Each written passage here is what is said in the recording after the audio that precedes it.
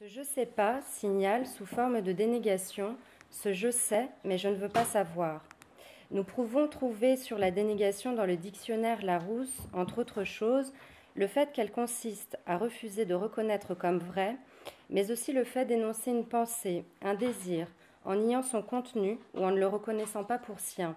Il s'agit pour le moi de prendre conscience intellectuellement d'une partie du refoulé, représentation, tout en maintenant dans l'inconscient l'affect qui lui est lié.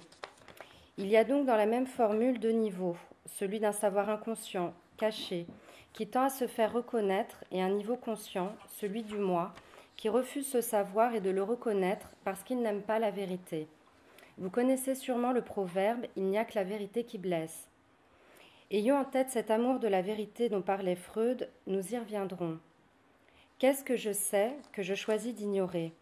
Posé sous forme interrogative, ce savoir est interrogé par le biais de l'ignorance. Questionner ce savoir par le détour de l'ignorance, c'est aussi s'interroger sur la nature de ce savoir, un savoir inconscient qui se manifeste au travers des ratés de la parole et des actes, où le ça se donne à voir, mettant à nu le moi, dévêtu de la parure passionnelle dont il se part, pour cacher ce rien que nous ne saurions voir. Comme l'écrit le psychanalyste Roland Gori dans La logique des passions, c'est bien cette impossibilité d'avoir accès à ce qui nous détermine dans nos pensées et nos actes qui nous conduit à créer et à rencontrer ces figures de la causalité que sont les passions, visage et non déposés sur le rien de notre manque à être et de son point de fuite dans le savoir. La cure psychanalytique nous met sur la voie d'un savoir d'un autre ordre, et dans le même temps, d'une ignorance qui va se constituer par la cure, où jusque-là, le moi, guidé dans sa vie par la méprise et la tromperie du fait de sa structure, découvre peu à peu quelque chose qui se déroule sur un autre lieu. Alors commençons par le commencement. L'entrée en psychothérapie s'ouvre sur une demande de ne plus souffrir, de ses symptômes, voire de savoir pourquoi l'on souffre. L'ignorance du patient permet cette ouverture au transfert qui situe dans un premier temps le savoir du côté du psychanalyste en tant que supposé. La clinique nous indique cependant que très rapidement, le refus de savoir prend le pas. Je sais pas, je n'ai rien à dire, c'est tout, j'ai tout dit, ce n'est pas ce que je voulais dire, je me suis trompée. Autant de formules qui viennent signaler cette résistance à l'inconscient et au refus de savoir, mais aussi marque de l'ignorance derrière laquelle l'être se plaît à se cacher. Sur ce point, je trouve intéressant les propos de Wilhelm Steckel, ancien disciple de Freud et adepte de la psychanalyse active, qui identifiait clairement cette ignorance dans son ouvrage intitulé « La technique de la psychothérapie analytique ». Je le cite. Nous partons de ce principe que le malade dérobe à nos yeux le noyau du problème qui le fait souffrir, et ce, ou bien parce qu'il ne peut pas voir, ce qu'il nomme un scrotum mental, ou bien parce qu'il existe en lui un certain complexe qu'il ne veut pas voir. Plus loin, il précise.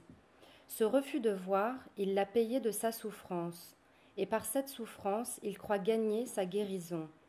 C'est à ses yeux un pansement d'urgence sur une plaie qui suppure.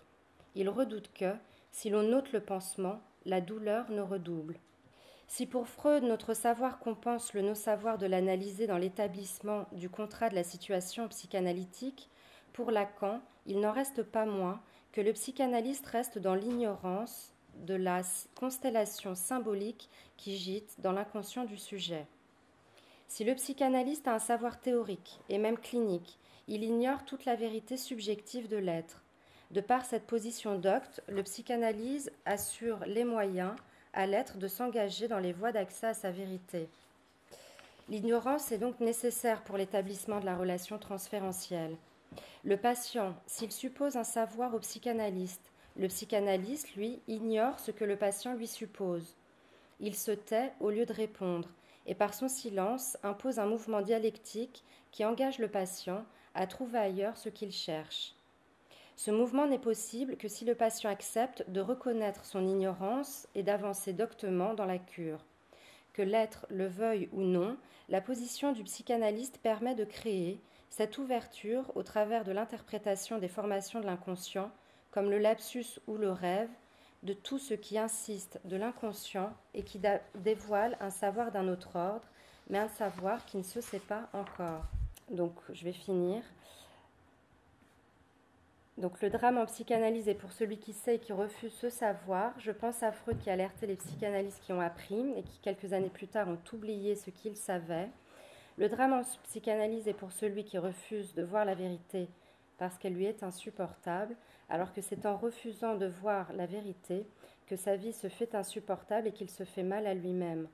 L'amour de la vérité est au fondement de la relation psychanalytique et vient sceller le devenir du désir de savoir, car il en faut bien pour supporter cette vérité du manque à être. Je vous remercie.